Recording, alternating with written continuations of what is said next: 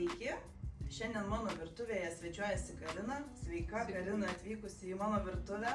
Labai malonu atvykti. Ačiū tau labai, kad atvykai ir gamins jinai mums kelis receptus. Tai gal papasakok, ką tu iš pradžių pradėsi gaminti. Tai pradėsim mes šiek tiek atvirkščiai, žodžiu, nuo deserto, kadangi turėsim palaukti, kol jisai iškeps. Aš kadangi esu Smaližė, tai vis ieškau kažkokių alternatyvų. Tai šiandien mes kepsime becukrį braunį, kuriame dar bus šiek tiek tokių maistinę vertę padidinančių produktų. Na ką, tai einam gaminti tada? Einam.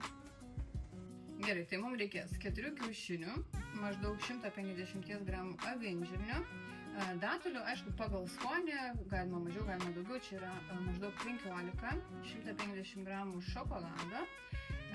Reikia aliejaus. Aliejų naudojame kokį norim, jis daugiau yra skirtas tam, kad mums neprikeptų kepinys, kepinių kakavą, soda arba kepimo milteliai ir bananai.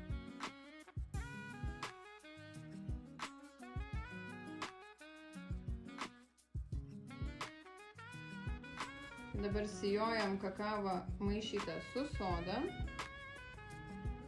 tam, kad mūsų kepinys būtų purus.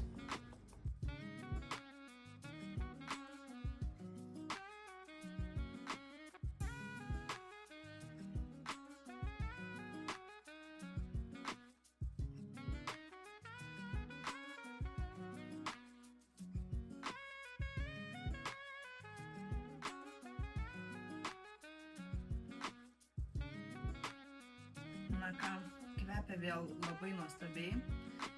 Iš tikrųjų, kvapų pasaulį šiandien. Ragaukim. Skanaus. Skanaus.